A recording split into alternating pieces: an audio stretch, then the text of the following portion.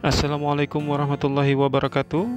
Semangat pagi untuk kita semuanya.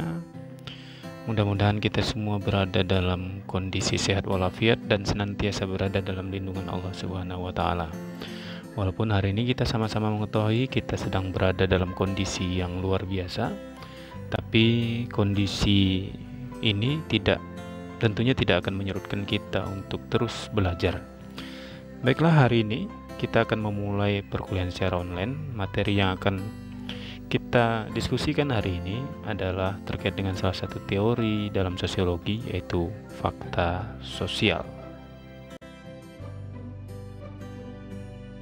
Kata fakta sosial pertama kali diperkenalkan pada abad ke-19 oleh seorang sosiolog Perancis bernama Émile Durkheim. Durkheim menyatakan bahwa sosiologi harus menjadi ilmu dari fakta sosial, yaitu membicarakan sesuatu yang umum yang mencangkup seluruh kehidupan masyarakat dan berdiri sendiri, serta terpisah dari manifestasi individu. Dalam bukunya Rules of Sociological Method, Durkheim menulis bahwa fakta sosial adalah setiap cara bertindak, baik tetap maupun tidak, yang bisa menjadi pengaruh atau hambatan eksternal bagi seorang individu, dan dapat diartikan bahwa fakta sosial adalah cara bertindak, berpikir, dan merasa yang ada di luar individu dan sifatnya memaksa serta terbentuk karena adanya pola di dalam masyarakat. Ini menunjukkan bahwa sejak manusia dilahirkan, secara tidak langsung ia diharuskan untuk bertindak sesuai dengan lingkungan sosial di mana ia dididik, dan sangat sukar baginya untuk melepaskan diri dari aturan tersebut.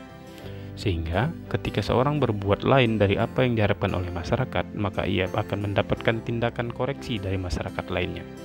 Tindakan koreksi itu bisa berbentuk ejekan, celaan, bahkan mendapat sebuah hukuman dari masyarakat di mana ia tinggal.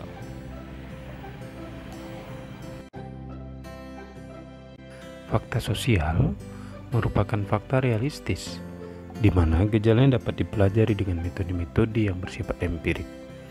Hal ini memungkinkan satu ilmu sejati tentang masyarakat dapat dikembangkan. Maka kemudian fakta sosial menjadi alasan penting mengapa banyak sekali orang-orang dalam masyarakat kelihatan melakukan hal yang sama, yang sangat mendasar. Hal ini seperti kesamaan tempat tinggal, atau kesamaan dari selera makan, atau bahkan sampai kesamaan dalam pola interaksi. Masyarakat kemudian menjadi pembentuk individu-individu di dalamnya dalam melakukan hal-hal ini. Inilah yang disebut dengan meneruskan fakta sosial. Maka kemudian fakta sosial menjadi sangat penting dalam menentang pemikiran utilitarian dan diskusi kontemporer dari motif individu terhadap hukum masyarakat.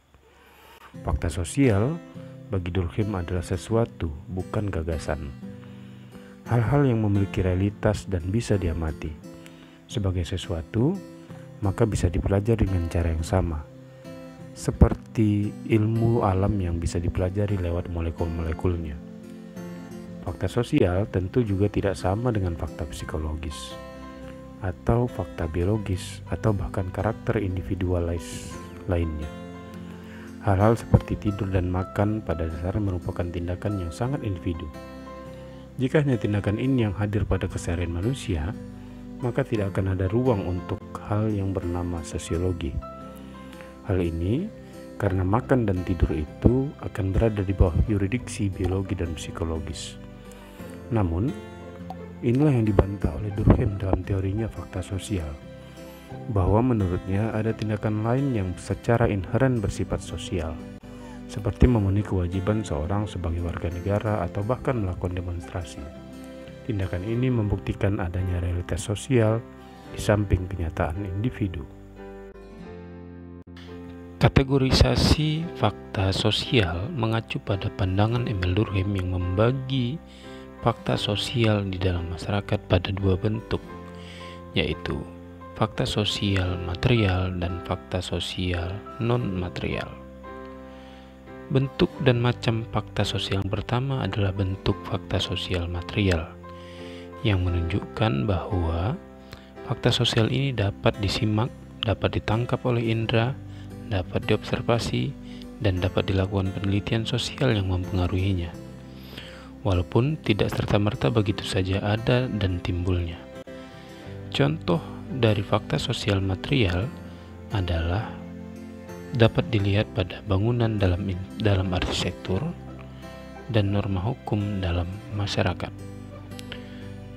Kategori fakta sosial yang kedua adalah fakta sosial non-material. Fakta sosial non-material merupakan salah satu jenis fakta sosial yang dianggap secara tidak nyata karena hakikatnya bentuk fakta sosial ini berasal dari eksternal. Dia merupakan fenomena yang bersifat intersubjektif, muncul dari kesadaran manusia, tidak dapat ditangkap oleh indera, tetapi ada dalam kesadaran manusia itu sendiri. Contohnya dapat kita lihat pada sifat egoisme manusia, sifat altruisme, dan tindakan manusia yang berupa opini.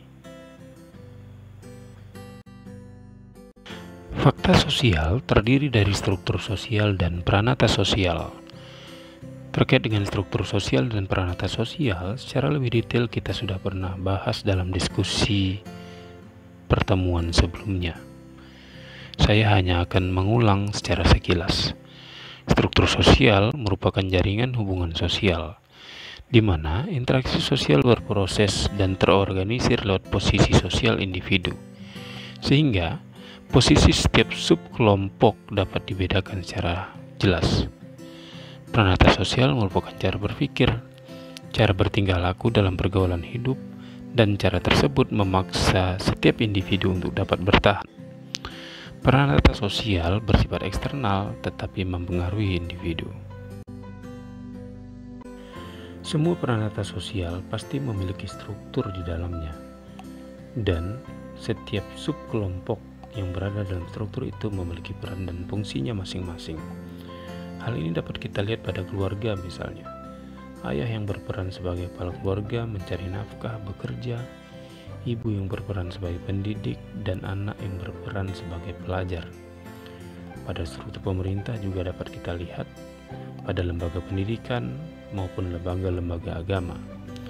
Fakta sosial memusatkan perhatiannya pada struktur sosial dan peranata sosial. Keduanya dianggap sesuatu yang real dalam bentuk material, yang utuh dan kompleks. Sekian materi kuliah online kita hari ini tentang fakta sosial. Kita akan lanjut pada ruang diskusi secara online pula. Tetap jaga kesehatan, tetaplah menjadi pribadi-pribadi yang luar biasa walaupun kita sekarang sedang dalam kondisi yang luar biasa. Saya akhiri, assalamualaikum warahmatullahi wabarakatuh.